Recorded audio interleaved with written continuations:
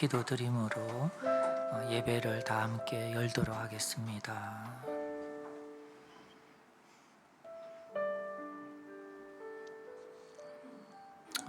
이 시간 주님께서 우리의 마음의 눈을 밝혀주시고 우리를 정직하게 인도해 주시기를 바랍니다. 참 우리가 진정 어떤 사람인지, 하나님의 이런 용서와 자비가 없었다면 참 어떻게 되었을지, 이런 사실들을 다시 한번 우리가 헤아려 보고 반추하면서 우리에게 찾아오신 하나님의 아들이 얼마나 귀하고 얼마나 우리를 사랑하셨는지를 깨닫는 그런 시간이 되면 좋겠습니다. 이 시간 우리 자신의 삶들을 돌아보면서 그런 우리의 연약하고 추하고 또 때로는 악하기까지 한 그런 우리들의 모습을 하나님께서 품으시고 떠안으시고 또 용서하시기로 작정하시되, 그저 용서하신 것이 아니라 상상할 수 없는 대가를 지불하셔서 우리의 죄값에 참 지불하시고 우리를 용서하시고 구원하신 이 사실을 기억하면서 하나님께 우리의 마음을 드리고 또 그분의 너무나 위대한 사랑을 또 이야기하고 그분께 우리의 사랑의 고백을 드림으로 이 시간 하나님의 이름을 영화롭게 하고 또 예배로 다 함께 열면 좋겠습니다. 각자의 목소리로 기도하겠습니다. 하나님 아버지, 참 이 인생의 굴레에서 참 태어나고 또 자라고 참 그 과정에서 지금까지도 많이 방황하고 참 합당치 못한, 때때로 참 악한 이런 모습들 가진 참 이런 죄인입니다. 저에게 찾아오셔서 구원의 손을 펴시고 저의 이름을 부르신 주님 감사드립니다. 이 시간 주님이 우리를 묶으신 이 교회로 모였습니다. 주님의 귀한 이름, 사랑의 이름 저희들이 불러서 높이기를 원합니다. 이곳에 오셔서 임재하여 주시고 예배 가운데 함께하여 주시기를 원하고 간청드립니다.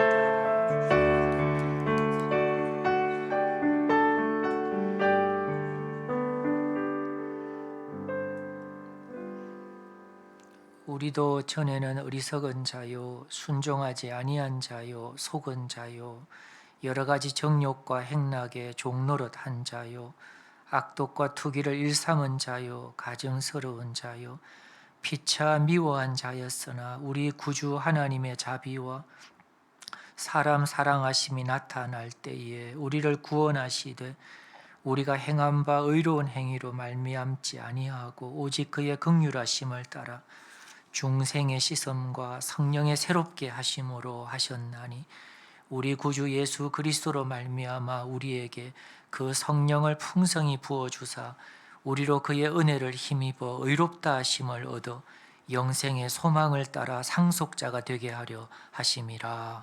아멘. 하나님 아버지, 참 어째서 참 저희같이 미약하고 부족하고 흠결이 많으며 그리고 악에 편성하고 참 악의 자식으로 살던 자에게 구원의 손길을, 청량할 수 없는 사랑의 손길을 내밀어 주셨습니까? 다 이해할 수 없는 하나님의 높고 깊은 그 사랑을 저희들의 마음에 간직하기를 원하고 평생을 살면서 그 사랑을 묵상하고 그 사랑을 기리고 그 사랑의 주님께 찬송과 감사와 충성을 돌려드리기를 원합니다. 이 시간에도 주님의 이름으로 저희들이 모였으며 주님께 찬송의 감사의 충성의 노래를 드리고 싶습니다. 저희들 가운데 오셔서 함께하여 주시기를 원합니다. 예수님의 이름으로 기도드립니다. 아멘.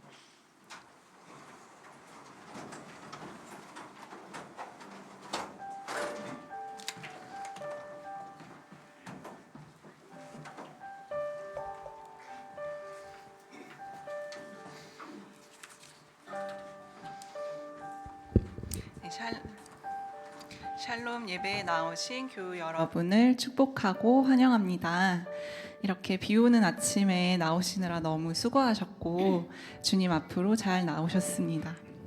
오늘 우리 이렇게 한번 서로에게 인사해 보면 좋겠는데요. 주님의 사랑이 충만한 아침입니다. 이렇게 인사해 볼까요? 주님의 사랑이 충만한 아침입니다. 네, 주님의 사랑이 충만한 아침입니다. 우리의 삶을 새롭게 하시고 또 충만하게 채우시는 주님의 은혜가 예수 그리스도를 믿는 우리의 삶에 이미 시작되었습니다. 우리 함께 그 은혜에 감사하며 찬양을 열겠습니다.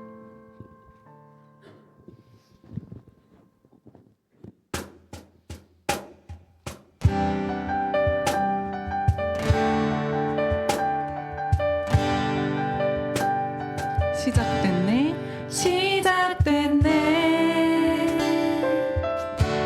우리 주님의 능력이 나의 삶을 다스리고 새롭게 하네 자유하네 죄와 사망으로부터 나의 삶은 변하구나 충만하네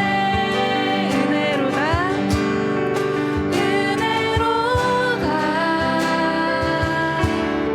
주의 은혜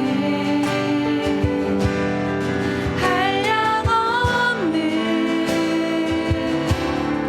주의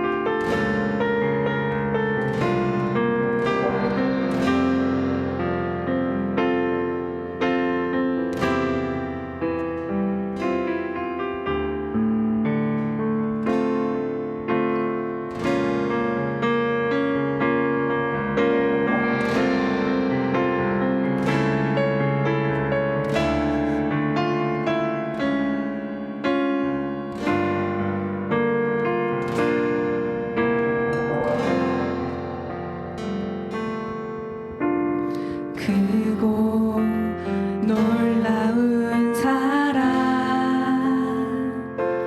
하늘 보좌 버리신 주 그는 실로 왕이셨지만 영광 버리고 이 땅에 오셨네. 자기 몸을 비워 종의 모습을 갖추시고 십자가에 달리시어 우리에게 구원을 주셨네.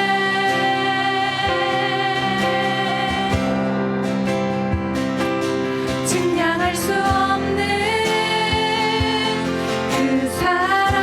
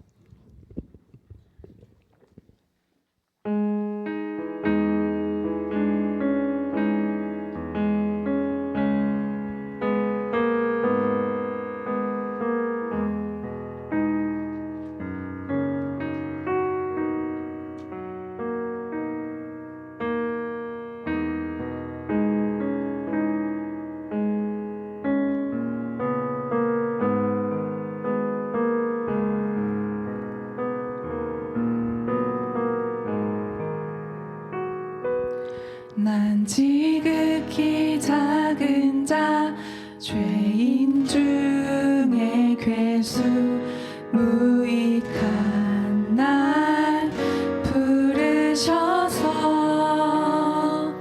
간절한 기대와 소망 부끄럽지 않게 십자가 전개하셨네. 어디든지 가리라 주 위에 서라면 나는 전하리 그 십자가 내 몸에 밴 십자가 그 보혈의 향기 온 세상 채울 때까지 살아도 주를 위해 죽어도 주를 위해 사나 죽으나 난 주의 것 십자가의 능력 십자가의 소망 내 안에 주만 사시는 것 난 지극히 작은 자 죄인 중에 괴수 무익한 날 부르셔서 간절한 기대와 소망 부끄럽지 않게 십자가 전개하셨네. 한 번 더 난 지극히 작은 자 죄인 중에 괴수 무익한 날 부르셔서 간절한 기대와 소망 부끄럽지 않게 십자가 전개하셨네.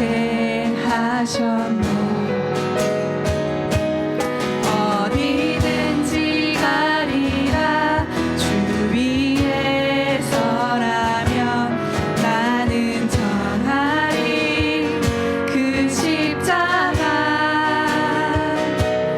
내 몸에 밴 십자가 그 보혈의 향기 온 세상 채울 때까지 살아도 주를 위해 죽어도 주를 위해 사나 죽으나 난 주의 것 십자가의 능력 십자가의 소망 내 안에 주만 사시는 것 살아도 주를 위해 죽어도 주를 위해 사나 죽으나 난 주의 것 십자가의 능력 십자가의 소망 내 안에 주만 사시는 것 난 지극히 작은 자 죄인 중에 괴수 무익한 날 부르셔서 간절한 기대와 소망 부끄럽지 않게 십자가 전개하셨네. 우리 함께 기도합시다. 주님, 십자가로 인해 그 피로 인해 사는 인생임을 고백합니다. 죄와 육신의 노예로 살아가던 우리를 부르셔서 십자가의 사랑을 보여주시고 새 삶을 주신 주님, 이제 십자가를 위해 살아가기를 원합니다. 이 작은 고백을 외면치 않으시고 소중하게 받아주시는 주님, 우리가 바울처럼 예수 그리스도가 원동력이 되어 살아가게 하옵소서. 이 예배를 통해 삶의 주인의 자리를 다시 주님께 내어드립니다라고 고백하며 나아갑시다. 각자 입술을 열어 기도하시겠습니다. 주님, 그 주님의 정말 저의 삶에 저의 생명에 남아있음을 고백합니다. 아버지 그 십자가의 향기 그 예수 그리스도의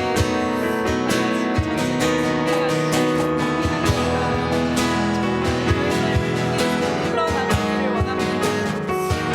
예수 그리스도의 세상의 어떤 현상 가운데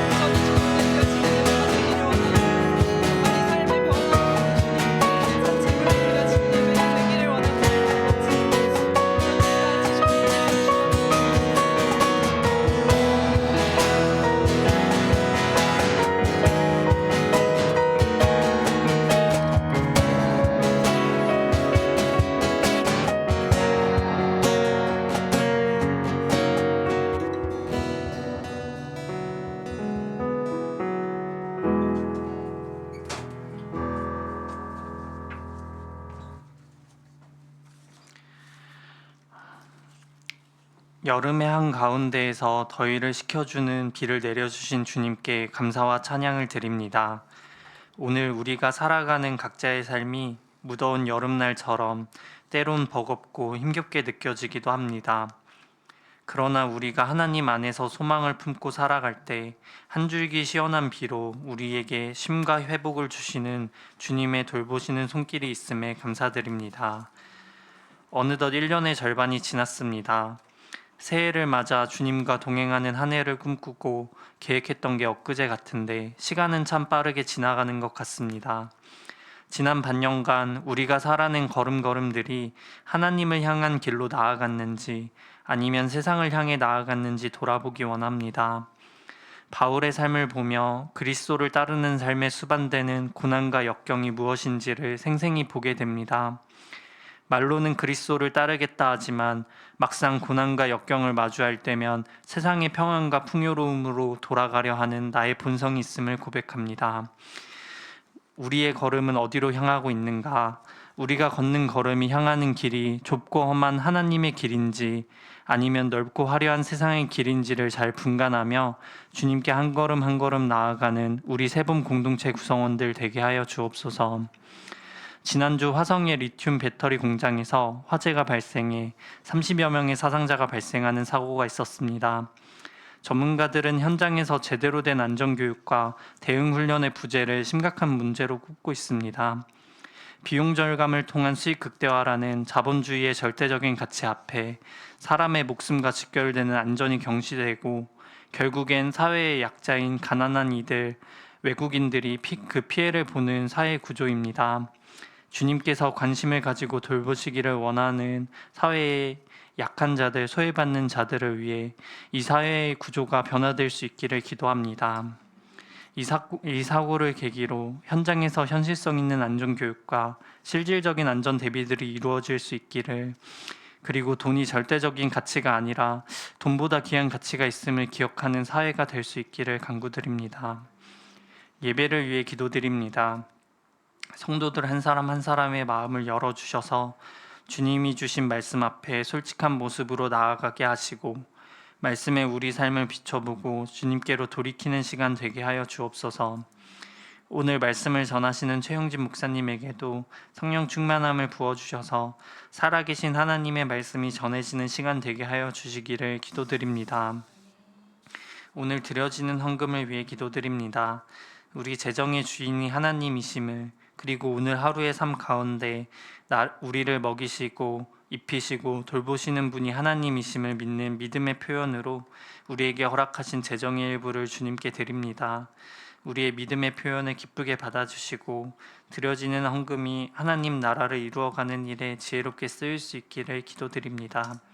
오늘 이 예배의 자리에 함께 하시는 주님께 감사드립니다. 예수님의 이름으로 기도드립니다. 아멘.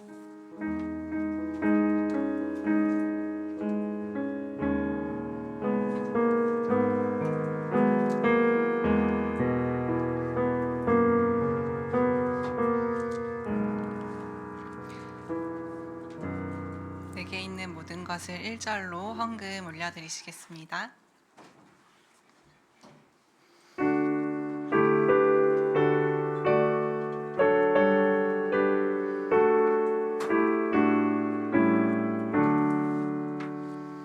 내게 있는 모든 것을 아낌없이 드리네. 사랑하고 의지하며 주만 따라 살리라. 주께 드리네. 주께 드리네.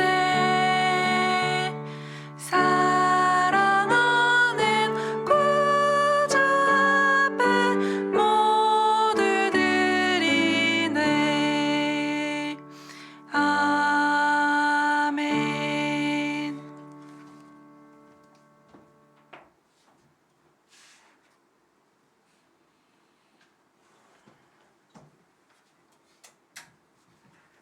네, 반갑습니다. 이 시간 즉석 나눔 및 간증 시간입니다. 우리가 하나님께 이런 헌금과 기도와 찬송을 올린 것처럼 하나님께 감사를 전하는 그런 자리입니다. 우리들의 이런 주일의 예배를 포함해서 우리의 일상의 삶 가운데 내가 믿고 의지하고 기도하는 하나님과의 그런 경험들, 하나님의 도우시는 그런 손길들, 그리고 하나님을 믿기로 작정하고 난 이후에 우리가 경험하는 그런 새롭고 신기한 경험들, 이 시간 나눌 수가 있습니다. 이런 감사와 이런 감사의 나눔으로 하나님께 또 영광을 돌리는 그런 자리입니다. 우리 교우들의 지난 일상을 한번 돌아보시면서 이런 믿음으로 인한 감사하고 또 새로웠던 그런 경험들이 떠오르시면 이 시간에 나누실 수가 있습니다. 예. 의사를 표해 주시면 초대하도록 하겠습니다. 예.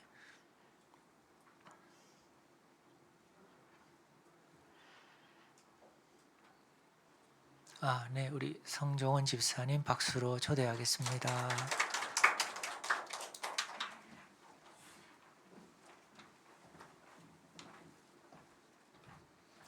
안녕하세요. 송종원입니다. 저번 주에 그 목사님께서 저희 사무실에 찾아와 주셔서 개업 예배를 해주셨거든요. 개업 예배라고 하지만 둘이 이렇게 드렸는데 좀 감사한 것들이 많아서 나누고 싶었습니다.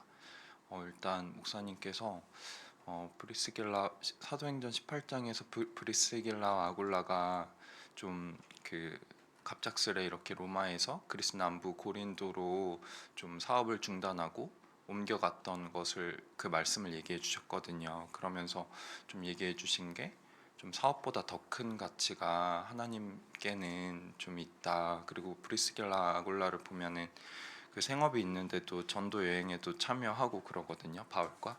그래서 뭔가 하나님께서 좀 일터로의 부르심은 그 뭔가 일로서만 하나님께 좀 영광을 드리는 것 이상의 좀 가치가 있다라고 이렇게 나눠주셨어요. 근데 개인적으로 되게 뜻깊었던 거는 크게 한 세 가지 정도가 있는데 하나는 원래 좀 개인적인 생각에서 원래 창업은 한 3월쯤 했지만 예배를 조금 미뤘어요. 왜냐면 제 생각에 회사라고 하면은 좀 어엿한 사무실도 있고 약간 그 사무실에서 개업 예배를 드리는 게 뭔가 좀 그게 뭐 상식적인 그림 아닌가라는 생각이 있었던 것 같아요. 근데 좀 시간이 지나면서 그리고 저번 주 예배 드리면서 아 그게 되게 개인적인 생각이었구나라고 깨달았고 뭔가 내가 나를 어떻게 생각하는 것보다 세상이 저를 어떻게 생각하는 것보다 좀 하나님이 주목하시고 하나님이 어떻게 나를 생각하시는지가 훨씬 중요하겠다. 그래서 돌 하나 두고 예배를 하더라도 하나님이 그 순간에 함께 계시면 그 자리가 이제 하나님이 함께 하시는 예배 장소가 되는 것처럼 내가 너무 나 중심적인 생각을 했었구나. 그리고 내가 예배를 드림으로써 하나님이 이 공간과 시간 가운데 함께 하시는구나가 확 느껴졌던 것 같고요. 그리고 두 번째는 사업에 대해서 이제 생각을 하게 됐는데 뭔가 사업 이상의 그 가치가 있다는 거에 좀 되게 좀 설렜던 것 같아요. 그래서 뭔가 그 좀 브리스길라 아굴라처럼 영혼들 한 명 한 명 이렇게 섬기고 좀 하나님께로 인도하고 그것을 위해서 사업이 뭐 중단되기도 하고 사용되기도 하고 하면은 내 인생이 얼마나 좀 뜻깊을까 하고 설레는 마음이 들더라고요. 그래서 그런 거가 감사했고 마지막은 제가 되게 그 본성상 되게 그런 본성이 있거든요. 제가 가진 것을 나누면 그것은 없어지고 내가 가진 것이 줄어든다 하는 되게 본성이 있어요. 근데 최근에 좀 사업 이렇게 준비하면서 한 3개월 동안 하나님께서 좀 영혼들을 섬길 기회를 되게 많이 부어주셨던 것 같아요. 갑자기 막 회사 동기가 주말에 연락 와서 그냥 뜬금없이 삶이 너무 고민이다 해가지고 성경 이렇게 얘기하면서 성경을 같이 알아가보자 이렇게 얘기하기도 하고 정말 새로운 주위에 이제 사람들 가운데 정말 하나님을 알고자 하는 그런 필요가 있다는 걸 많이 이제 알게 해주시면서 제가 새롭게 느꼈던 게 뭔가 그들을 사랑하는 마음이 저한테 이제 부어지고 있는 동시에 되게 신기한 게 원래는 이제 제가 가진 걸 나누면은 되게 그게 사라지구나라는 그런 본성이 제 안에 있었는데 뭔가 그 사랑을 하는데 그 사랑이 나를 향한 하나님의 사랑이었구나라고 느껴지면서 훨씬 더 이제 충만해지는 거예요. 그래서 뭔가 제가 진짜 좋아하는 그 예수님에 대한 표현 중에 존 스토트가 내가 회심한 이유는 천국의 사냥개인 예수님이 나를 끊임없이 이렇게 추적하시고 찾아내셨기 때문이다라는 표현이 있는데 그 천국의 사냥개처럼 내가 끊임없이 이렇게 영혼들을 좀 계속 연락하고 좀 이렇게 찾고 인도하고 하는 것처럼 그 정확한 사랑으로 나를 하나님이 찾아내셨구나라는 게 좀 깊이 느껴져서 감사했던 시간이었던 것 같습니다. 이상입니다.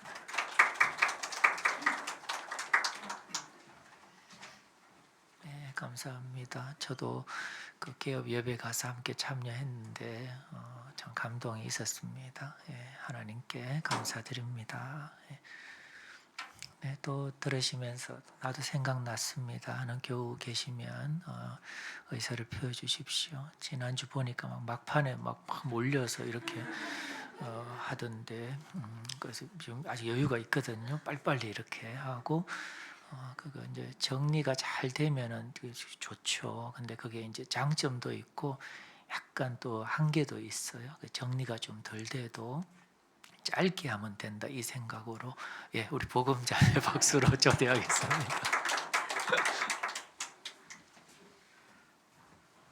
안녕하세요. 정복음입니다. 제가 하나도 정리 안 됐는데 용기 주셔서 나왔고요. 제가 이 간증 시간이 되게 감사하다는 생각이 이렇게 불현듯 되게 드는 사건이 있어가지고 이렇게 좀 나누게 됐어요. 계속 제가 사실 식기도 관련해 가지고 되게 고민을 많이 하고 있었어요. 막 제가 식기도를 진짜 이게 집에서만 하고 밖에서는 하는 게 되게 부끄러운 거예요. 그게 이제 제가 기도를 하는 행위가 부끄러운 게 아니라 저의 삶의 모습이 되게 부끄러워서 기도를 하면 되게 크리스천에 대한 안 좋은 인식이 남길까 봐도 되게 그런 약간 여러 가지 부담감을 가지고 있었는데 이제 계속 몇 차례에 걸쳐서 뭐 호찬이도 그렇고 뭐 식기도의 뭐 레파토리를 바꿔봤다부터 시작해서 그 식기도에 대한 간증거리를 좀 계속 들어왔던 것 같아요. 근데 지난주에 이제 윤희 자매였나 이제 그 삶 속에서 되게 잘 살아가는 크리스천 그 세봄의 어른들의 모습과 이제 좀 이렇게 밖에서 만난 크리스천은 아 이렇게 사는구나에 대해서 되게 감동을 받았다고 이제 간증을 했는데 제가 진짜 엄청 찔리는 거예요. 그래서 그렇게 못 살고 있는데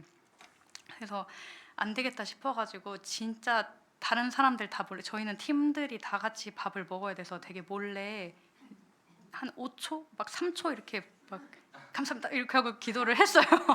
근데 그렇게 몇 번 했는데 이제 갑자기 옆에 있는 되게 친한 과장님이 이렇게 슬쩍 저한테 그렇게 맨날 기도를 해요? 이러는 거예요. 그래서 내가 아니요 저 거의 99% 까먹어요 이렇게 얘기를 했어요. 근데 그러다가 되게 자연스럽게 이제 막 교회나 종교 이런 거에 대해서 회사에서 단 한 번도 누구랑도 그냥 저는 크리스천입니다라고 얘기는 했지만 이제 그런 얘기를 해본 적이 없어요. 근데 막 같이 드신 밥을 이렇게 식사하는 테이블에 앉아 계신 분이 한 분은 안티 크리스찬이고 한 분은 그 교회의 각종 비리들에 대해서 자기가 이렇게 아는 지인이 그거를 좀 맡아서 했던 일이 있나 봐요. 그래가지고 그런 걸 보면서 자기는 교회는 못 믿겠다 막 이런 식으로 얘기를 하시는 분들이었는데 다행인 게 그 하나님을 못 믿겠다가 아니라 그냥 교회를 못 믿겠다이잖아요. 그래서 그냥 옛날에는 제가 그런 상황이 오면 너무 아는 것도 없고 이렇게 말씀드릴 것도 없고 이래서 되게 부담스럽고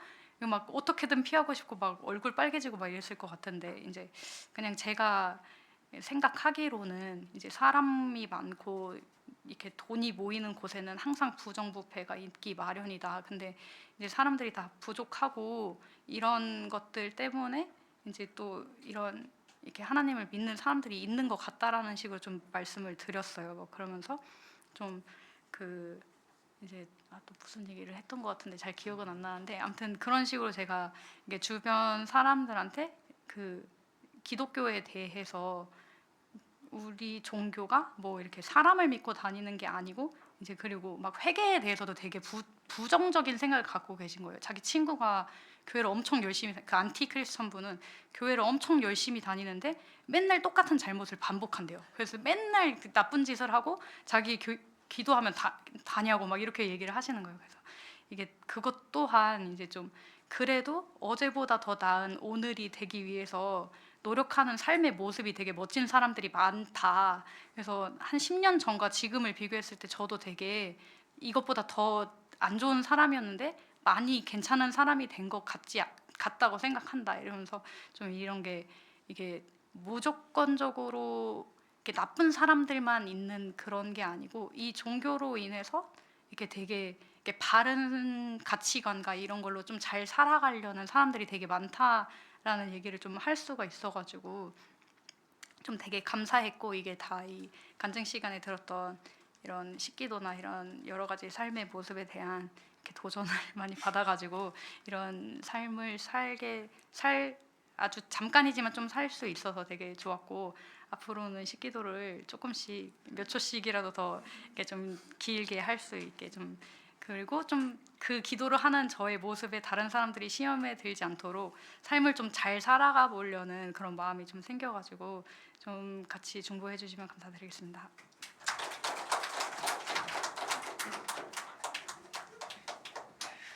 네, 좀 식기도 못하는 그 심정이 좀 많이 공감이 됩니다. 근데 이제 그렇게 하면 평생 식기도 하지 못할 가능성이 99%예요. 근데 이제 한 90살에 이제 주님이 부르실 때 저는 식사에 감사를 제가 제대로 못했어. 이거는 이제 나의 어떤 그 실존, 나의 존재에 이제 타격이 좀 되거든요. 그러니까 인생을 한 번밖에 없는데 사람들 눈치 보다가 하나님께 감사도 못하고 하면 좀 그런 것 같아. 이제는 딱 그 가면을 벗고 내가 진짜 부족하지만 이렇게 하나님께 감사합니다. 이거 해야 돼. 안 그러면은 직장에서만 못하는 게 아니라 집에서도 이제 점점 안 하게 되거든. 습관이 무서운 거거든요. 그러면은 이제 그 자녀들이 이제 생기면 기가 막히게 알아요. 우리 엄마 아빠는 교회 막 하자고 이렇게 하는데 하나도 기도도 안 하고 감사도 안 하고 이렇게 세상적으로 이거 아이들이 기가 막히게 알아요. 그래서 나중에는 이제 그 진리가 없다 이렇게 스스로 확정을 해요. 그래서 이제는 멈출 수가 없어요. 이제 타협할 수도 없고, 그래서 완전히 부끄러우면 부끄러운 대로 나의 삶이, 내 인생이 걸려 있잖아요. 그래서 식사 기도하고 그렇게 해야 됩니다. 자녀들에게도 해야 되고, 부족하면 인정하고 이렇게 막 해야 됩니다. 그리고 이제 이렇게 기독교 비판적인 분들 많이 또 이해도 되고 하는데, 이제 레파토리가 있는 것 같아요. 자기 아는 사람 엄청 교회 열심히 다닌다 하는데 제가 사실 믿지 않아요. 그런 거를. 그러니까 조금만 하면 막 엄청 열심히 다닌다 하는데 그렇게 될 수가 없어요. 이게 이제 어떤 종교적으로 막 이렇게 되는 게 아니면 제대로 교회를 조금만 다녀도 그렇게 될 수가 없어요. 근데 다 이렇게 레파토리식으로 이제 그렇게 좀 만드는 이제 그런 거입니다. 예. 예, 너무 길었네요. 또 붙이는 댓글이 너무 길었습니다. 예. 한 분 정도 더 가능합니다. 감사하고 신기한 경험 기억나신 분? 네, 우리 찬미자매, 우리 진이자매, 제가 자꾸 이렇게 제가 이게 원찬지 자꾸 헷갈리고 있습니다. 전 진이자매 박수로 초대하겠습니다.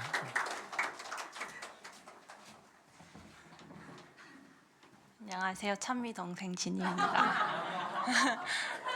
금요일에 목사님께서 채플의 말씀에서 그 유라굴로 광풍을 만난 바울 그 사파 이야기에 대한 말씀을 해주시면서 그 우리의 범주를 벗어나는 일은 하나님께서 다스리신다는 말씀을 해주셨었거든요.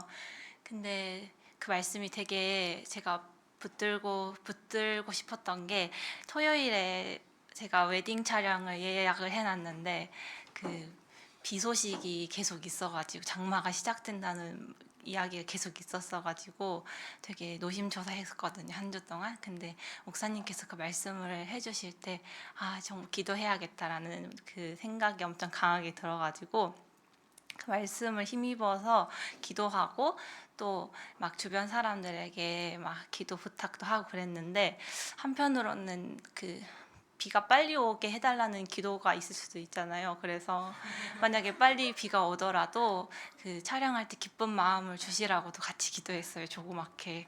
근데 진짜 신기한 게 아침에 날씨가 엄청 좋은 거예요. 햇빛도 막 찌고.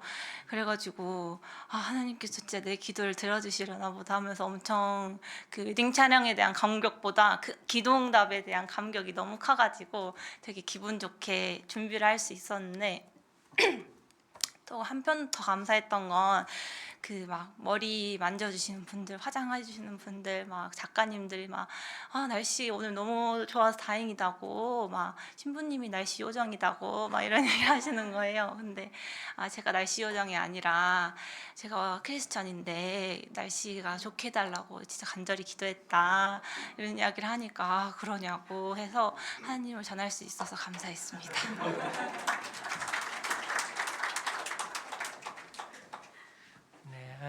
너무 감사합니다. 저도 오늘 이렇게 중부 지방도 좀 비 예보가 있어서 계속 저도 간절한 마음으로 새벽에도 이렇게 커튼 연습 보고 하는데 비가 좀 잦아들어서 너무 감사했는데, 아마 우리 예비 신부님은 감격이 더 컸을 것 같습니다. 예.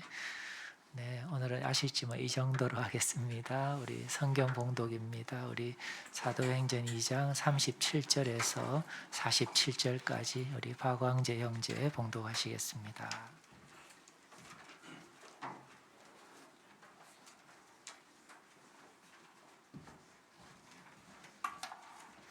오늘 주신 말씀은 사도행전 2장 37절에서 47절입니다. 오늘 주신 말씀은 사도행전 2장 37절에서 47절입니다. 봉독하겠습니다.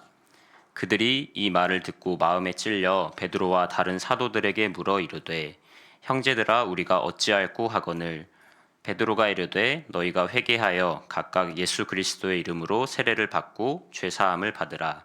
그리하면 성령의 선물을 받으리니 이 약속은 너희와 너희 자녀와 모든 먼데 사람 곧 주 우리 하나님이 얼마든지 부르시는 자들에게 하신 것이라 하고, 또 여러 말로 확증하며 권하여 이르되 너희가 이 패역한 세대에서 구원을 받으라 하니, 그 말을 받은 사람들은 세례를 받음에 이 날의 신도의 수가 3,000이나 더하더라. 그들이 사도의 가르침을 받아 서로 교제하고 떡을 떼며 오로지 기도하기를 힘쓰니라.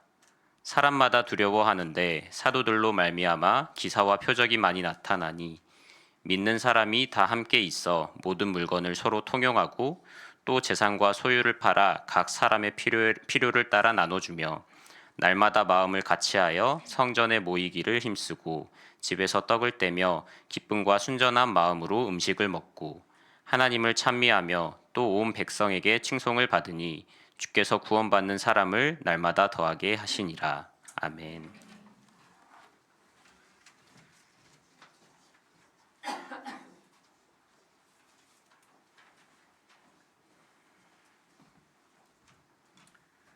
네, 말씀 나누기 전에 예배하는 교우들 간에 인사하는 시간 갖겠습니다. 좌우 앞뒤에 서너 분씩 악수하시면서 반갑습니다, 보고 싶었습니다 이런 제목으로 인사하시겠습니다.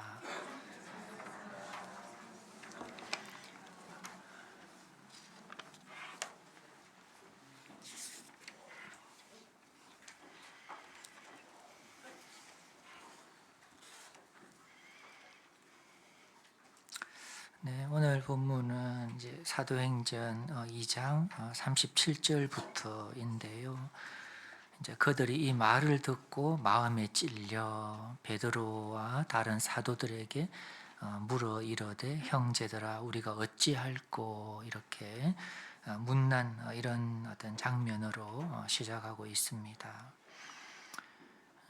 이 말을 듣고 마음에 찔렸는데 이제 어떤 내용인가 하면 이제 앞에 그 2장의 앞부분을 보시면 이제 오순절이라는 이제 유대인들의 이제 명절에 이제 120명의 이런 사도를 포함한 예수의 아우들 마리아 포함한 이런 제자들이 다락에 모여서 기도하고 또 믿음을 표현하고 있을 때 그 다락에 모인 120명의 사람들에게 어떤 가시적인 현상이 이제 일어났고, 그리고 그 가시적인 현상에 이렇게 관련된 그 120명의 사람들이 이제 방언을 이렇게 하게 되었습니다. 제가 이 사도행전 2장의 방언이랑 고린도 전서의 방언이랑 조금 좀 차이가 있다, 성격적으로 좀 다르다 이렇게 말씀드렸는데요. 즉 당시 세계 도처에서 명절을 맞이해서 예루살렘을 방문한 이렇게 흩어져 살고 있는 유태인, 디아스포라 유태인이라고 하는데, 그 당시의 세계 도처에서 흩어져 살다가 예루살렘을 방문한 사람들이 자기들이 살고 있는 그 지역의 언어로 하나님의 큰 일을 이제 듣게 된 이제 그런 방언이 막 이렇게 동시에 터져 나오게 된 것입니다. 그러니까 사람들이 다 놀라고 당황하고, 아니 이 사람들이 갈릴리 사람들이 아니냐, 아마 주류가 갈릴리 사람들이었겠죠.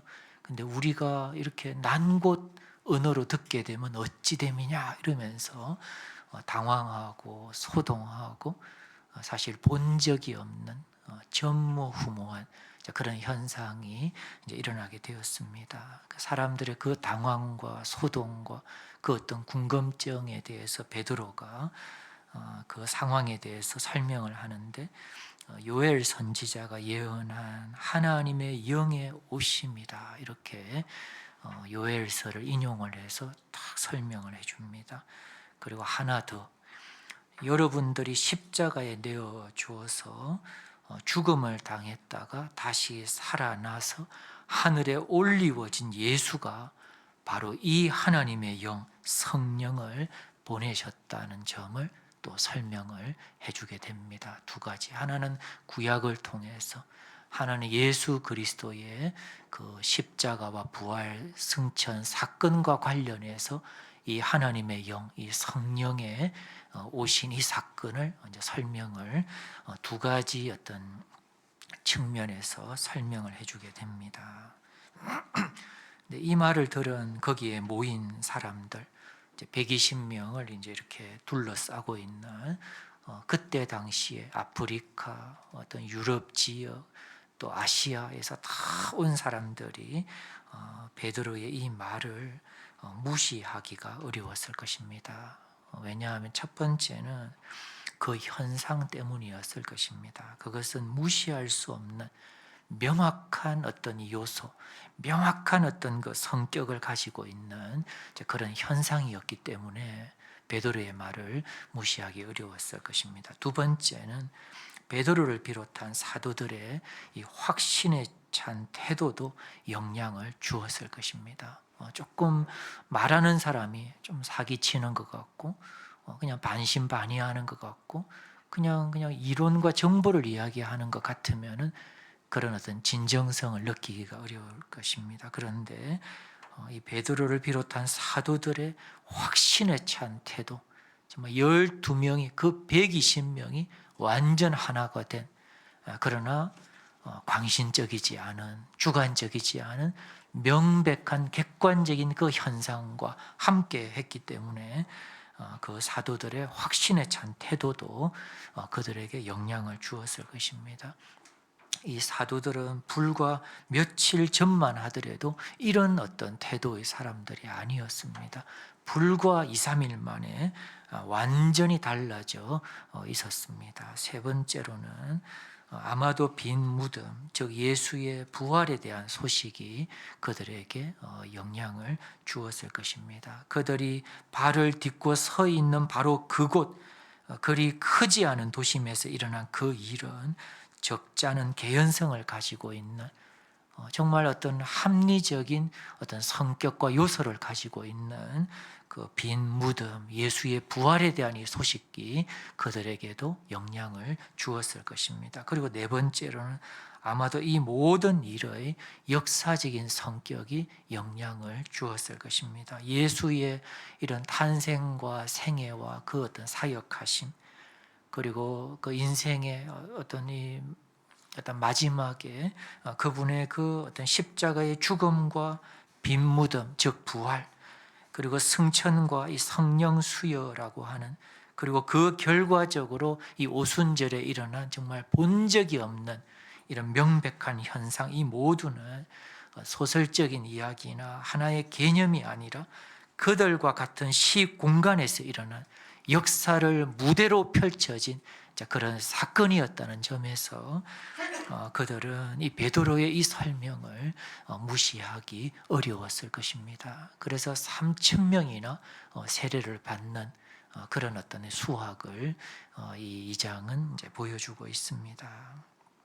따라서 그 현상을 보았고, 그리고 그 설명을 들었고, 그리고 무시할 수 없는 어떤 공감을 받은 청중은 이제 오늘 본문을 보시면 막 반응하기 시작하는 모습을 보게 됩니다. 그들은 질문을 던졌습니다.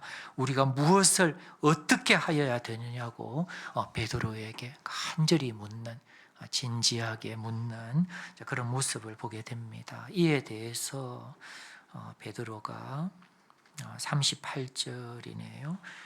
두 가지를 제시를 합니다. 하나는 회개를 제시하고, 두 번째는 이제 회개에 바로 이은 세례인데, 구체적으로 말씀드리면 예수 그리스도의 이름으로 세례를 받을 것을 처방을 딱 제시를 합니다. 회개에 대해서 조금 설명을 드리자면, 회개는 방향 전환이라고 할 수 있습니다. 이 한자적인 개념으로도 이런 방향 전환을 좀 이렇게 제시하고자 그 단어 선택에 좀 신중을 가한 것을 알 수가 있습니다. 회개는 방향 전환입니다. 후회의 감정 정도에서 그치는 것이 아니라 태도를 완전히 바꾸는 것입니다. 유턴하는 것이랑 비슷합니다. 그냥 어설프게 조금 핸들을 꺾으면 부딪히는 것이죠. 사고가 나는데 완전히 꺾어야 돼요. 완전히 그 태도를 바꾸는 것, 방향 전환을 이 회개는 의미합니다. 그래서 우리가 이제 뭔가 양심에 찔리고 잘못한 것 같고 이것에서 그치는 것이 아니라 마음의 태도를 완전히 바꾸는 것, 이것이 회개인 것입니다. 다시 말씀드리면 죄악된 삶으로부터, 아니 죄악된 삶의 어떤 방식으로부터 완전히 전환하는 것, 이것을 회개라고 할 수가 있습니다. 그런 것이죠.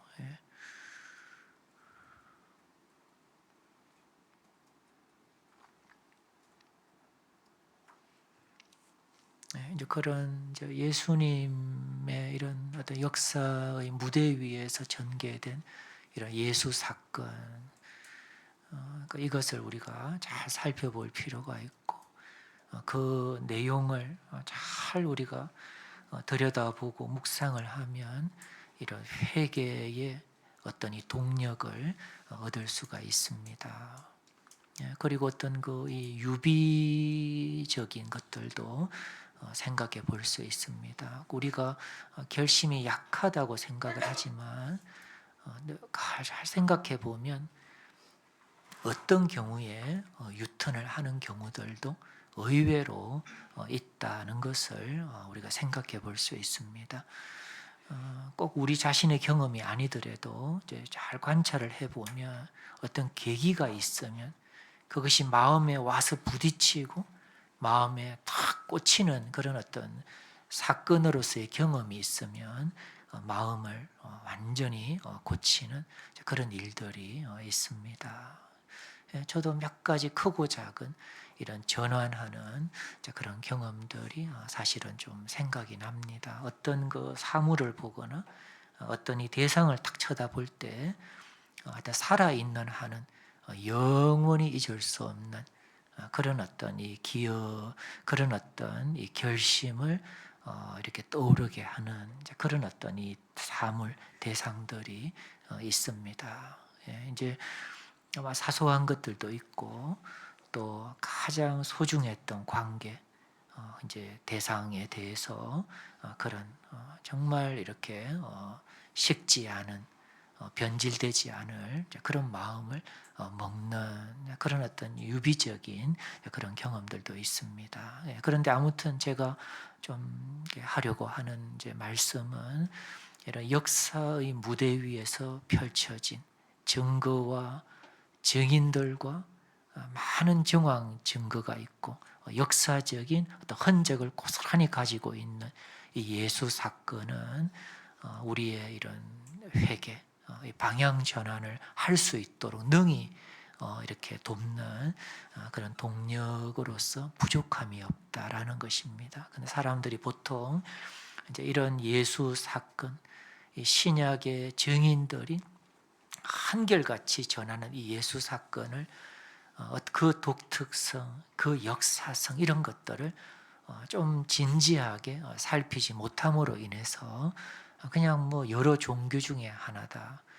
그냥 뭐 누구나 할 수 있지 이렇게 이제 생각을 하기 때문에 이 동력을 갖지를 좀 못하지 않나 싶습니다. 근데 이것이 역사성을 가지고 있고 증거가 남아 있고 셀 수 없는 허다한 증인들이 있는 그 어떤 이 사건이라는 것, 그리고 그 사건이 나의 어떤 그 운명, 나의 어떤 이 죄악된 삶에 직결되어 있다는 것, 그런 것들을 우리가 잘 살펴보고 반추하면 이런 회개하는 방향 전환의 동력을 얻을 수가 있습니다.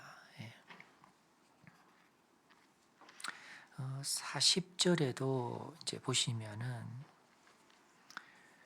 이 패역한 세대에서 구원을 받으라 이렇게 좀 추가적으로 베드로가 이제 처방을 제시하는 내용이 있는데요. 이 패역한 세대를 제가 영어로 찾아보니까 From this corrupt generation 이렇게 되어 있더라고요. 이 corrupt generation, 이 corrupt가 이 부패한 거죠, 타락한 거죠.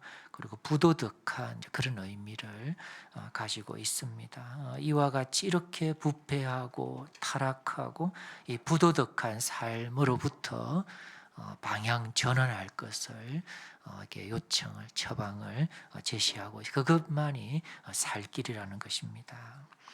아무튼 이 사도행전 2장의 이런 본문상의 유대인들은 이런 40절에서 말하고 있는 이런 어떤 이 부패하고 타락하고 부도덕한 삶이라고 하는 그 일반적인 이런 어떤 이 문제적 삶뿐만 아니라 이 유대인들은 예수 하나님의 구원 방편을 거부하고 죽인 죄 또한 가지고 있는 그런 장본인들이라고 할 수가 있습니다. 이들은 두 가지가 걸려 있는 것이죠. 그들이 인간으로서 이 타락한 세대에 편성하고 기여하고 동조하고 정말 이렇게 하나가 된 그런 어떤 이 죄된 모습도 가지고 있고, 그 죄를 해결할 수 있는 하나님의 방법인 예수를 거부하고 죽음에 내어준 죄도 이들은 걸려 있다, 이렇게 좀 말씀드릴 수가 있습니다. 그 다음에 두 번째는 베드로가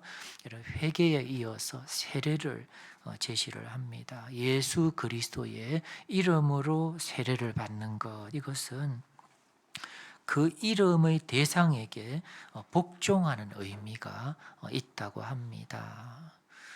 제가 이제 이 로마서 제가 설교 말씀하면서 6장 같은 말씀을 하면서 세례는 연합의 의미가 있다 이렇게 했는데, 또 하나는 세례에는 복종의 의미가 있다고 합니다. 그 이름의 대상에게 복종하는 의미를 기본적으로 이 세례는 가지고 있다고 합니다.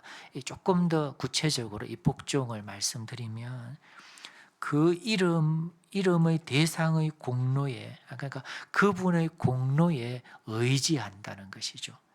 그리고 그분의 권위를 인정하고 섬기는 의미가 있다고 할 수가 있습니다. 이 그분의 공로에 의지한다는 게 무엇이죠?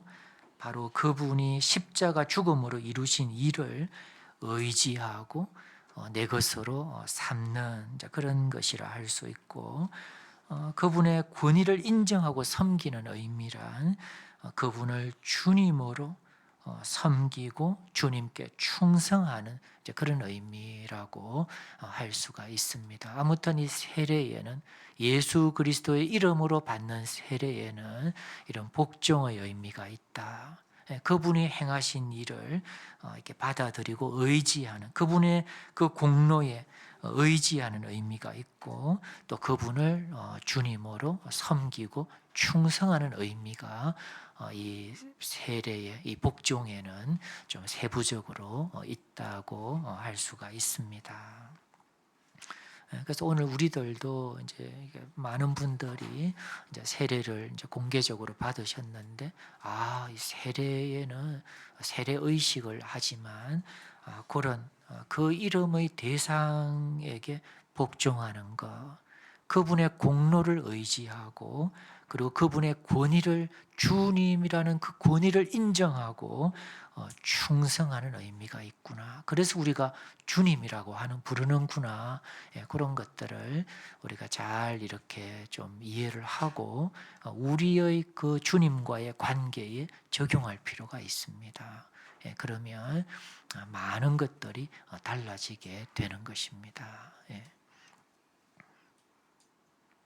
정리를 좀 하면요, 회개와 세례인데, 부도덕하고 죄악된 삶의 방식으로부터 방향을 전환하고 유턴을 하고 예수의 공로를 의지하고 그분을 주로 삼고 그분께 충성하는 것, 이것을 처방으로 제시를 했습니다. 이 회개와 세례의 이 처방은 오늘 우리들에게도 그대로 적용되는 이런 구원의 원리, 새로운 삶의 원리인 것입니다. 이것을 잘 이렇게 좀 살피시기를 바랍니다.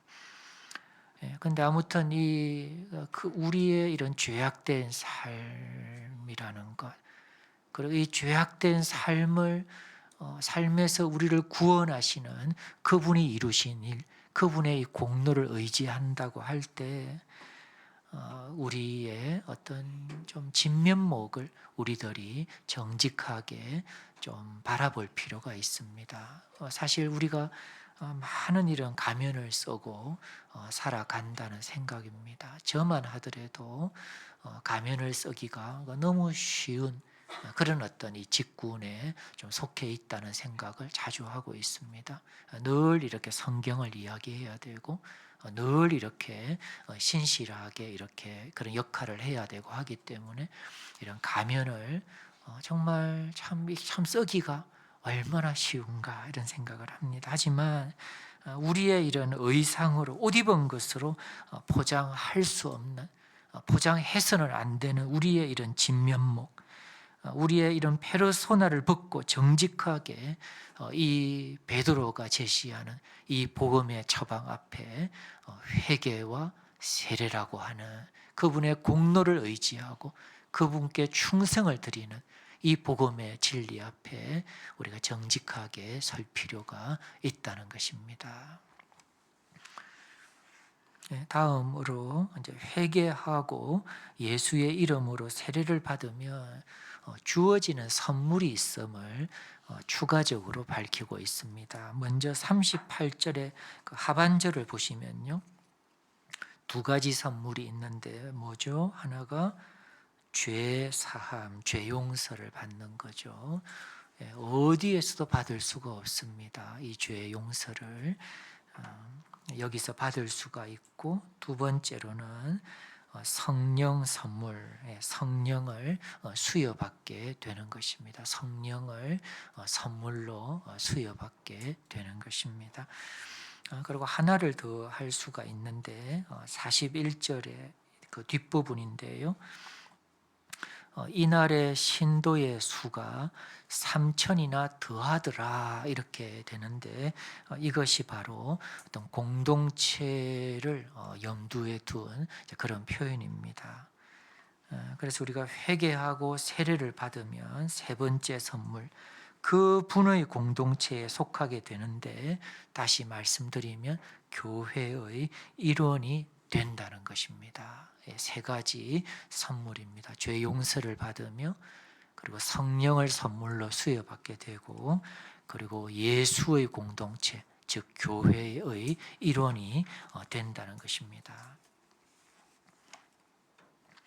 이 회개와 세례를 통한 선물들, 특히 이 교회에 속하고 또 교회의 일원이 되는 것은 제가 생각할 때는 이민을 가는 것 또는 결혼하는 개념과 좀 많은 유사성을 좀 가지고 있다. 저는 현재까지는 그렇게 보고 있습니다. 우리가 이렇게 믿음을 가지면 그냥 자연스럽게 이런 주님의 공동체, 교회에 속하게 되고 교회의 일원이 되는데, 이 어떤 이 소속, 이 어떤 변화가 이민이나 결혼이랑 유비점을, 유사성을 많이 가지고 있다. 저는 아직까지는 이렇게 보고 있습니다. 한번 생각해 보십시오. 우리가 이민을 간다, 우리가 결혼을 한다, 완전히 새로운 삶이 펼쳐지게 되는 것입니다. 제가 이 말 하니까 지난주에 어떤 분이 결혼을 앞두고 있는 예비신랑 그 간증이 생각이 나네요. 진짜 혼자 살 때는 아무 문제 없었는데, 아주 완벽했는데, 이제 예비 신부가 이제 자취방 이사 도와주러 온다 하니까 그냥 막 이제 완전히 새로운 어떤 상황이 펼쳐지게 되고, 와, 이게 장난이 아니구나. 나름 자기가 밤에 막 치웠다고 하는데도 그 신부의 표정은 좀 좋지 않았다 이렇게 하면서 근데 막 너무 이렇게 막 저도 실감이 나고 막 이해가 되고 그래 결혼이란 저런 거야. 완전히 새로운 삶이 펼쳐지는 거야. 그리고 그 어떤 새로운 어떤 삶에 수반되는 새로운 삶의 방식을 수용해야만 하는 거야. 그래야 이게 정상적인 관계, 정상적인 결혼이 이제 펼쳐지게 되는 거야. 그런 생각을 했습니다. 그래서 이민을 가고 결혼을 하면 완전히 새로운 삶이 펼쳐지는 것처럼 회개하고 예수의 이름으로 세례를 받게 되면 새로운 삶의 장이 쫙 펼쳐지게 되는 것입니다. 이전과 같은 삶이 이렇게 용납될 수 없는 것입니다. 이전으로 돌아갈 수도 없고 이전과 같지도 않은 것입니다. 완전히 새로운 삶이 펼쳐지게 되는데 그 중심에 교회가 그들이 속하여 삶을 펼치는 가장 기본적인 환경으로 교회가 다 이렇게 제공이 된다는 것입니다. 예수 믿는 사람들에게 그만큼 이 교회가 중요하다라는 것을 우리들이 좀 알아야 됩니다. 우리 에베소서를 통해서도 사도행전을 통해서도 이 교회가 그냥 7분의 1의 그런 어떤 이 비중이 아니라 정말 이 예수 믿고 예수의 이름으로 세례를 받은 사람들이 새로운 삶을 펼쳐나가는 가장 어떤 기본적인 환경이 바로 교회가 되는 거구나 이렇게 좀 이해할 필요가 있습니다. 예, 이제 마무리할 텐데요. 42절에서 이 47절은 이 믿는 자들이 속하여 새로운 삶을 펼쳐나가는 가장 기본적인 환경이 되는 이 교회의 네 가지 모습, 교회의 네 가지 측면을 제시를 하고 있습니다. 제가 마지막이라고는 했지만 내용이 조금 되기는 하네요. 예, 그래도 이제 어떤 구조를 위해서 제가 이제 마지막으로 하였습니다. 첫 번째. 이 교회의 네 가지 모습인데 첫 번째는 배우는 교회라는 것입니다. 42절에 그 앞부분을 이렇게 보시면요. 사도의 가르침을 받아 이런 표현이 나오죠. 그리고 이제 42절 끝부분에 보시면 힘쓰니라 이렇게 해서 이 예수 믿고 이 회개하고 예수의 세례를 받고 이 믿은 사람들이 사도의 가르침에 힘썼구나 하면서 이 배우는 교회의 측면이 먼저 첫 번째로 제시가 되어 있습니다. 이 사도의 가르침은 이제 직접적으로는 신약 성경으로 고스란히 이렇게 보존이 되었고 그리고 사도들도 구약 성경을 인용하면서 시편이나 이사야서나 요엘서나 다 인용을 하면서 이 예수에 관한 진리를 이렇게 증거를 합니다. 그래서 조금 넓게는 이 구약 성경이 당연히 포함이 되는 것입니다. 그래서 이 배우는 교회란 이 사도들의 직접적인 이 가르침, 신약 성경과 그들이 늘 염두에 두고 대화했던 이 구약 성경을 이렇게 가르침을 받는 거에 힘쓰는 교회의 모습을 제시를 하고 있습니다. 그래서 오늘 우리들이 예수 믿는다, 나 교회 생활한다 할 때 예배 정도로는 충분하지 않다 저는 보고 있습니다. 예배는 중심축에 해당이 되는 것입니다. 건물로 치자면 뼈대에 해당이 되는 것입니다. 그런데 우리를 윤택하게 하고 우리를 정말 아름답게 빚어나가는 것으로 이런 사도들의 가르침을 받아서 배우는 이런 측면이 반드시 수반이 되어야 합니다. 그런데 이런 예배에서는 그런 가르침이 핵심과 뼈대는 제공이 되지만 우리를 풍성하고 정말 윤택하게 하는 데에는 충분하지 않다는 것입니다. 그래서 이제 우리 세보험 교회 같은 경우에는 이제 성경 묵상을 또 묵상을 혼자만 하면은 약하거든요. 못하게 되는데 나눔을 소그룹으로 다 묶어서 하도록 그렇게 우리 세보험 교회에 아주 이렇게 중점 사역으로 하고 있습니다. 좀 부족하지만 제가 79년도에 교회 생활을 시작을 했는데 45년 정도 된 것 같습니다. 제가 신앙인으로서도 이렇게 살아가고 있고 부족하지만 그리고 사역자로서도 제가 95년도부터 살았는데 30년이 되었습니다. 이런 3, 40년간의 이런 신앙의 길을 이렇게 걸으면서 깨달은 것이 이런 성경 묵상입니다. 성경 한 스푼입니다. 이것은 여러 프로그램 중에 하나를 받아들인 것이 아닙니다. 3, 40년간의 이런 어떤 신앙을 연습하고 노력하고 그 어떤 이 틈새들을 보면서 하나님께 받은 그 방편이 바로 성경 묵상이고 이름하여 성경 한 스푼입니다. 이런 어떤 방법을 통해서 우리는 예배만 드리는 교인이 아니라 성경을 배우는 교회의 일원으로 우리는 모습을 갖추게 되고 그리고 반드시 자라고 변화되게 되는 것입니다. 이 성경 한 스푼이 이게 정말 몇십 년간의 이런 어떤 배경을 가지고 하나님께 받은 것이다. 이거를 좀 제가 오늘 말씀을 드리는데요. 관심을 가져야 됩니다. 배우는 교회의 모습을 갖춰야 되는 것입니다. 그리고 이 배움이라는 것은 사도의 가르침을 그냥 강의 듣는 것과 다른 것이죠. 순종이 전제된 배움이라는 것입니다. 그리고 순종은 행동으로 바꿀 수 있고 또 하나는 행동보다 더 선결되는 내용이 있죠. 사고의 변화로 바꿀 수가 있습니다. 한번 따라해 보실래요? 순종은 행동, 순종은 사고의 변화. 이런 어떤 이 변화와 이 행동이 이 순종이 전제된 것이 바로 이 배우는 교회 가르침이라는 것이죠. 그래서 우리 자신을 한번 돌아볼 필요가 있습니다. 왜 내가 교회를 이렇게 태어날 때부터 다녔는데 왜 별로 이런 경험이 없지? 감동이 없지? 믿음이 안 생기지? 한번 이 면이 그 어떤 연결점이 될 수가 있습니다. 이런 순종이 전제되지 않은 배움, 그것이 원인이 될 수가 있습니다. 단지 이런 설교를 듣거나 성경을 배우면서도 이렇게 가져가는 사람들이 있을 수 있습니다.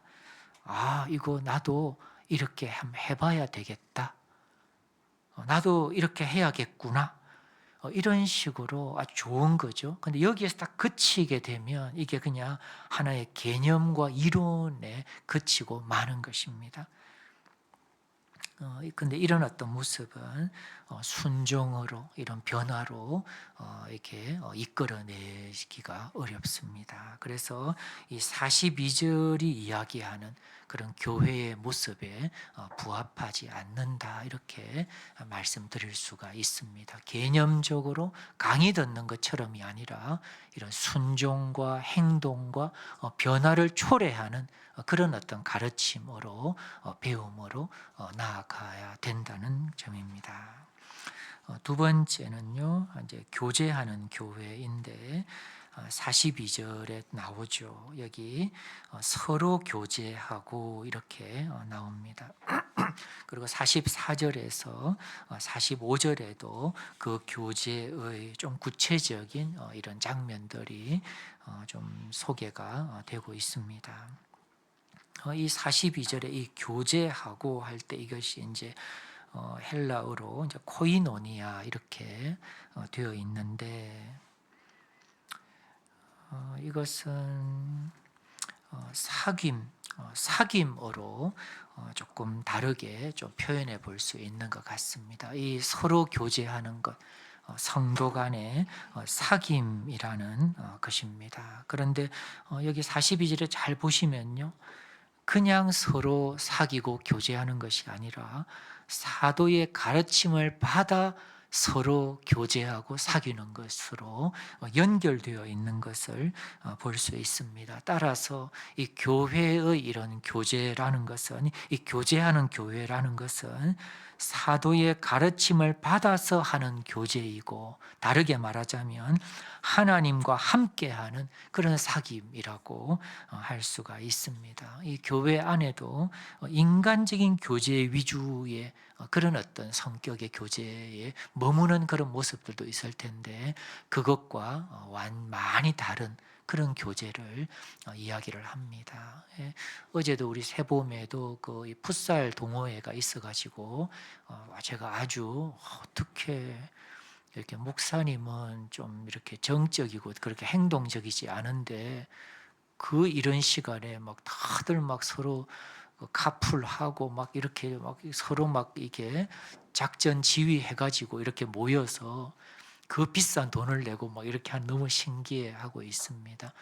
예, 이 교제가 서로 교제하고 사귀되 사도의 가르침을 받아서 하는 사귐, 하나님과 함께하는 사귐으로 우리는 나아갈 것을 사실은 기대하고 염원하고 또 응원하고 있습니다. 그냥 인간적인 교제만 있는 거, 이거는 사실 어떤 이 알맹이가 없는 것이라고 할 수가 있습니다. 이 교제와 관련해서 하나 더 말씀드리고 싶은 것은, 사도 바울이 이 코이노니아라는 이 단어를 성도 간의 물질로 나누는 것을 묘사할 때 이 코이노니아를 썼다는 점입니다.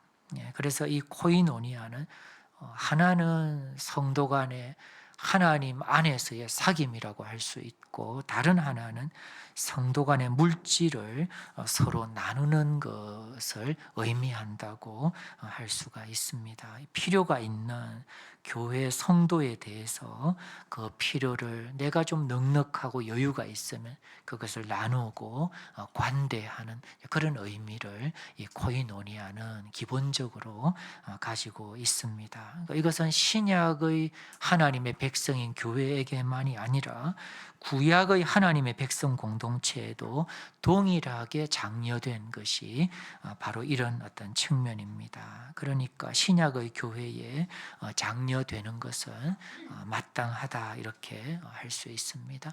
그런데 아까 우리 종원 집사님도 아주 겸손하게 자기 속내를 좀 이렇게 언급을 하셨죠. 내 것을 이렇게 주면 내 것이 줄어드는 게 아닌가, 이렇게 생각한다고 했는데 저도 그런 어떤 공감이 좀 되었습니다. 그런데 이렇게 내 것으로 필요가 있는 이런 동료 성도에게 이렇게 나누는 것에 있어서 내 소유의식, 내 것이라고 가지면 굉장히 부담이 되고 주고도 많은 이 복잡한 이런 게 생길 수가 있습니다. 나는 줬는데 왜 다시 이렇게 안 오냐, 이런 것부터 해가지고 많은 복잡한 것들이 꼬이게 됩니다. 그래서 이 준다는 이 주는 행위에 어떤 가장 기본적인 어떤 이 원리라고 한다면, 이게 내 소유 의식이 아니라 하나님의 것이라고 하는 의식을 갖는 것, 여기에서 사실은 출발을 해야 되는 것입니다. 겉으로 드러날 때는 비슷하게 보이죠. 참 이 사람은 잘 베푼다라고 하는데, 중요한 것은 하나님의 것입니다. 여기에서 출발했느냐? 이건 내 것이다, 이건 내 소유인데 여기에서 출발했느냐에 따라서 과정이 다르고 결과가 다르고 그렇게 합니다. 그래서 이런 하나님의 것입니다, 이것을 다른 말로 청지기 의식, 종의식이라고 합니다. 우리가 가지고 있는 이런 재산이나 월급이나 이런 어떤 물질에 대해서 이런 하나님이 주셨습니다. 사실 하나님께 받지 않은 것이 있으면은 우리가 좀 찾아보면 좋을 것 같아요. 다 하나님께 받은 것입니다.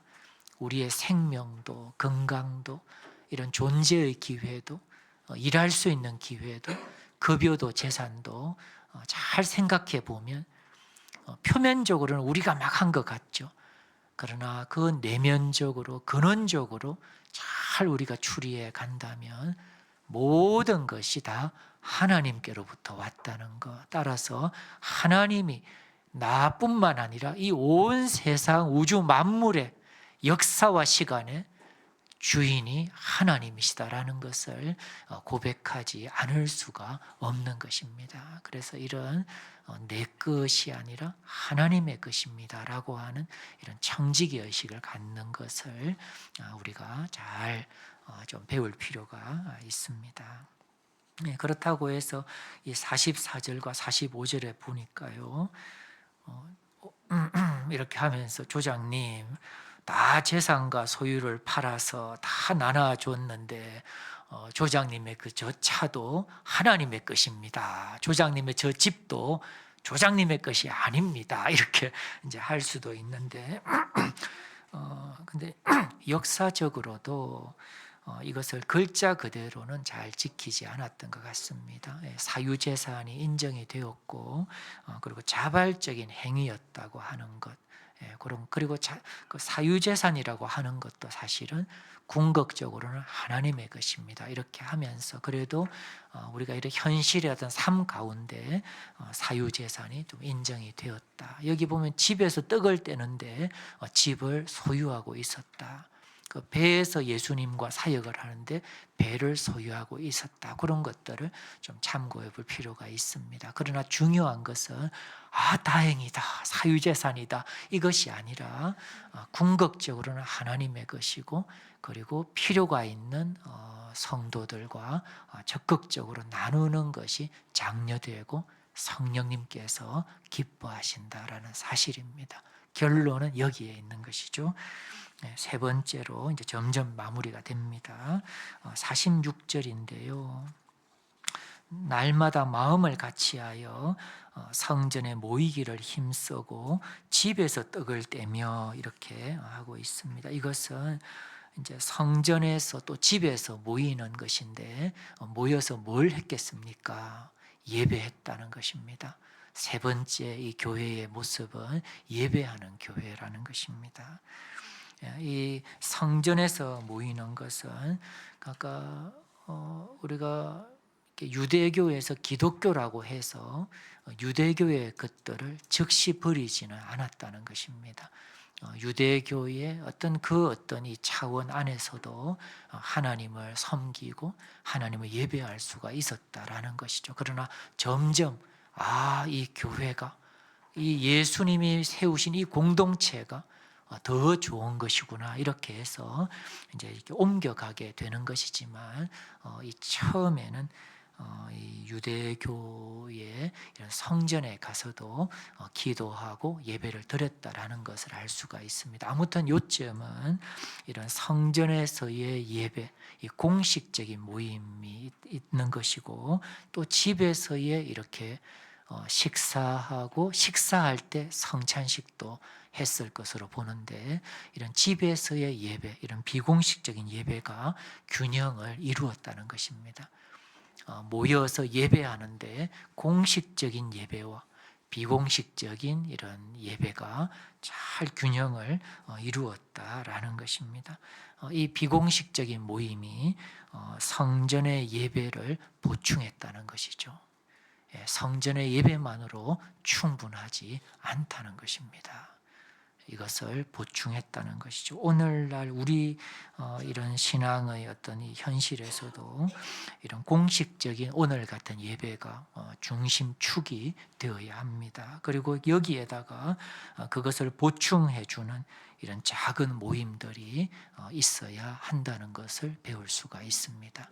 우리 세범 같은 경우는 이것이 조가 기본적으로 그런 소모임, 작은 모임의 어떤 대표라고 할 수 있고, 또 이런 풋살 동호회도 그런 작은 소모임이라고, 이런 어떤 예배를 보충하는 그런 작은 예배라고 할 수가 있습니다. 또 하나는 이런 예배와 관련해서 46절에 보시면요, 기쁨이 있었고 43절에는 두려움이 있었습니다.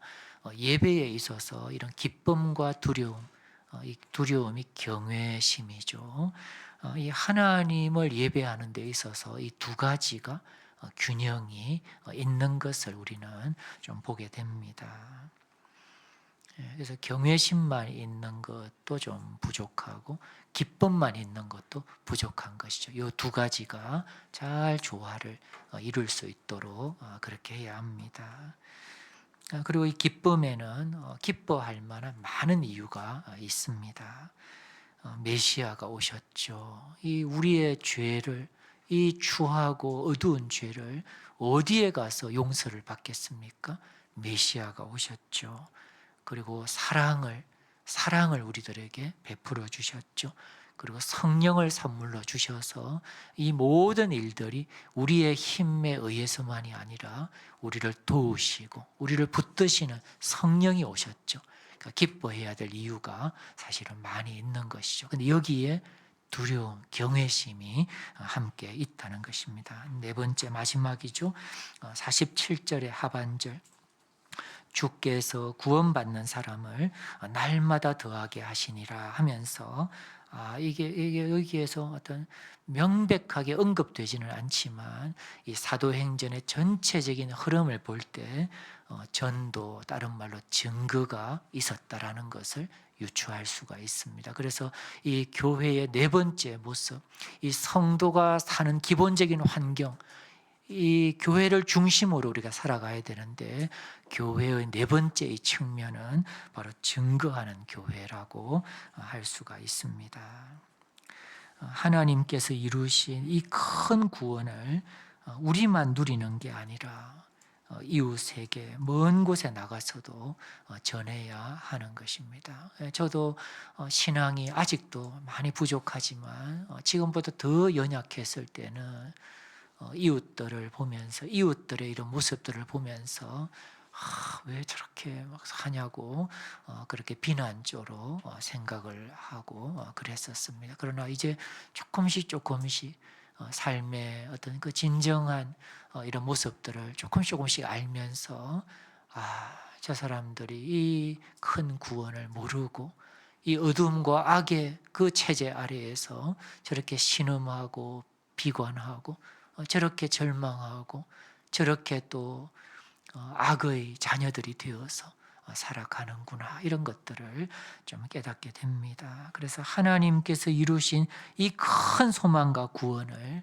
우리만 누린다면 얼마나 편협하고 참 이기적입니까? 하나님께서 원하시는 대로 얼마든지 이 이름을 부를 수 있도록 우리가 우리의 소중한 이런 가족들, 친구들로부터, 그리고 때를 얻든지 못 얻든지 먼 데 있는 사람도 만나면 적극적으로 전하는 그런 것들. 저도 이제 막 전철에서도 막 큐티를 또 하기도 하고 그러는데 외국인들이 막 쳐다보고 그래요. 그죠? 한국 사람은 성경을 많이 읽습니다. 제가 이런 생각을 하면서 이게 성경입니다 이렇게 하면서 막 쳐다보더라고요. 일본 사람들도 보고 동남아 분들도 하는데 성경을 읽어야 됩니다 이런 어떤 걸로 막 열심히 성경도 읽고 좀 그렇게 합니다. 아무튼 너무 좀 미약한 이런 나눔인데 하여튼 적극적으로 증거해야 됩니다. 그런데도 이 하나님의 그 심장을 잘 모르고 교회는 다니지만 자기 중심적으로 생각하는 성도들, 그리고 자기 관심사에만 열중하는 성도들 있습니다. 증거에 아무 관심이 없고 그냥 이렇게 신앙생활하고 내가 복을 받고 이렇게 하는데 이것은 성령과 함께하는 삶이라고 할 수 없습니다. 성령과 함께하는 사람들, 교회에 소속된 사람들은 이런 사도행전의 이런 원천적인 모습이 보여주는 것처럼 증거하는 교회의 일원이 되는 것입니다. 이런 자기 중심성, 자기 관심사에만 열중하는 것은 어린 신자일 때나 해당이 되는 것입니다. 5년이 되고 10년이 되고 30년이 되었는데도 증거에 무관심하고 내 이야기, 내 일이 아닌 것처럼 하는 것은 잘하지 않는 것입니다. 아니, 성령과 함께하는 삶이라고 볼 수 없다라고까지 말씀드릴 수가 있습니다. 네, 그리고 또 이 47절에 그 하반부를 보시면요, 주님께서 날마다 더하게 하셨다라고 되어 있습니다. 이 증거는 이 교회 성도들 간의 그 코이노니아를 통해서 이름이 알려지고 또 사도들의 이 어떤 이 증언을 통해서 이루어지지만 궁극적으로는 주님께서 하시는 일이라는 것을 명백히 하고 있습니다. 증거의 인간적인 요소는 그리 크지 않다고까지 말할 수가 있습니다. 따라서 우리들은 이 증거하는 교회가 될 때 하나님께 의지하고 겸손할 필요가 있습니다. 그리고 성령께 순종하고 성령 충만할 필요가 있습니다. 이런 성령 충만함이 없는 그런 증거들은 인간적인 것이라고도 말해볼 수도 있겠습니다. 그러나 분명한 것은 증거는 주님께서 궁극적으로 주도하신다는 것, 주님의 사람들을 통해서 하시는 일입니다. 그러려면 성령 충만해야 되는 것입니다.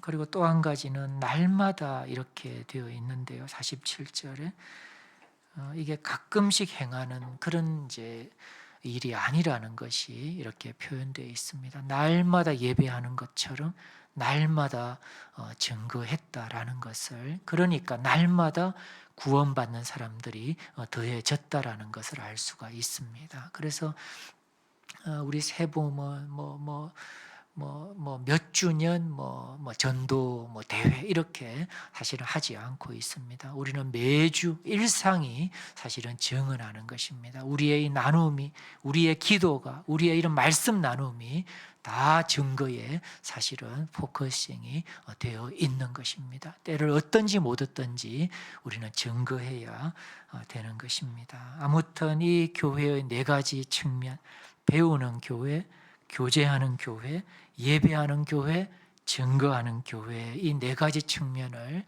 성령께서 인도하시고 도우신다라는 것입니다. 그리고 우리들의 반응을 도전하고 계신다는 것입니다. 바라옵기는 이런 성령의 이런 심장에, 성령의 이런 도전에 반응하고 움직이는 우리 세봄이 되시기를 주님의 이름으로 축원드립니다. 제가 한번 기도하겠습니다. 하나님 아버지, 오늘 예배 가운데 함께 해주시고 우리의 찬양과 감사를 받으시고 또 귀한 말씀으로 함께 해주심을 감사드립니다. 오늘 교회에 대해서 가장 원초적인 교회가 어떤 모습이었고 어떻게 살아왔는지를 보면서 오늘 우리들의 모습을 살펴보게 됩니다. 주님께서 저희들을 인도해 주셔서 진정한 교회답도록 우리 세봄을 또 한 사람 한 사람 될 수 있도록 깨우쳐 주시고 붙들어 주시기를 원합니다. 예수님의 이름으로 기도드립니다.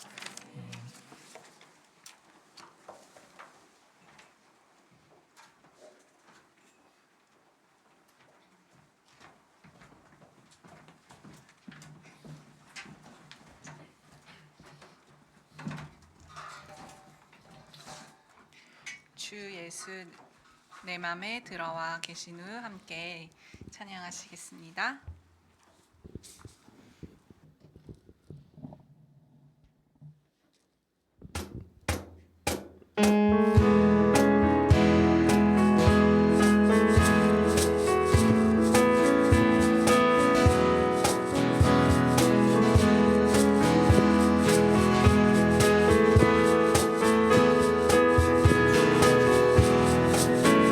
주 예수 내 맘에 들어와 계신 후 변하여 새 사람 되고 내가 늘 바라던 참빛을 찾음도 주 예수 내 맘에 오심 주 예수 내 맘에 오심 주 예수 내 맘에 오심 물밀듯 내 맘에 기쁨이 넘치는 주 예수 내 맘에 오심 주 예수 내 맘에 들어와 계신 후 망령된 행실을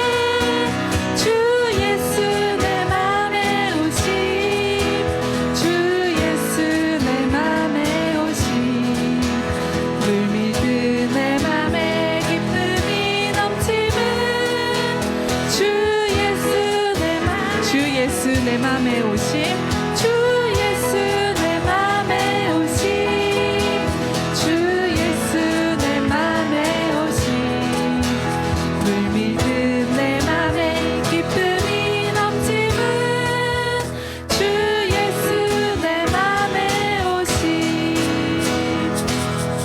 아멘.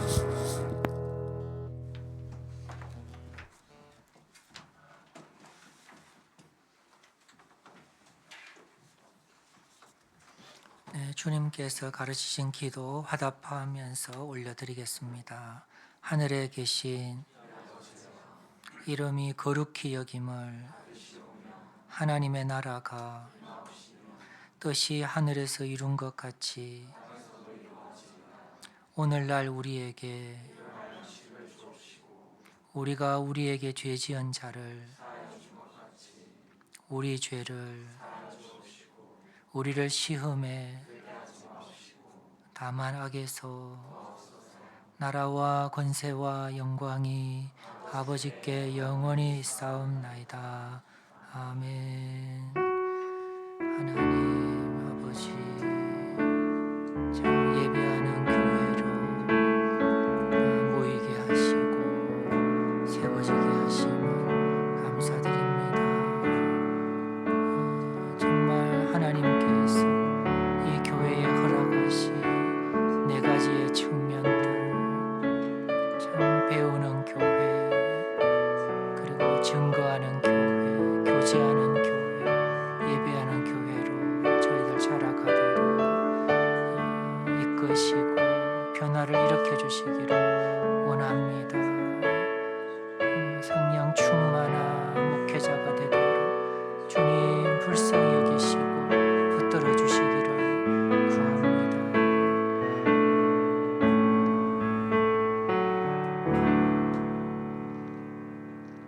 네, 이상으로 예배를 마칩니다. 함께 예배드린 믿음의 가족들을 주님의 이름으로 축복합니다.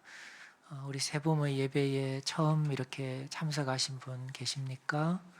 계시다면 손을 들어 주시면 간단히 좀 소개하는 시간 갖고 싶습니다.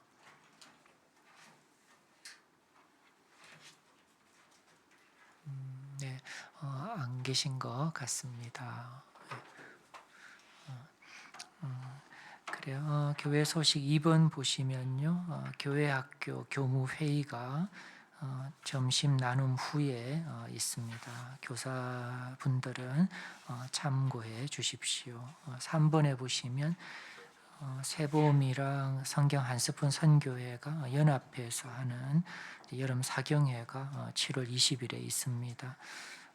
평상시에는 제가 성경 강해를 했었는데 이번에 기독교 고전 읽기를 한번 시도해 봅니다. 하나님의 뜻이라는 책이고 제럴드 시처의 저서인데 지금들 많이들 읽고 계시고 그리고 좀 호평이라고 생각이 됩니다. 그래서 개인적으로 읽으시면서도 배우고 또 인도자가 이렇게 리뷰할 때도 또 조금 더 얻어가실 수가 있고 그것을 또 소그룹 안에서 나눔을 할 때 더 내 것으로 가져갈 수가 있습니다. 이런 하나님의 인도, 하나님의 뜻을 우리가 좀 잘 이런 주제를 다룰 수 있는 아주 꼭 필요하고 또 좋은 기회라는 생각이 듭니다.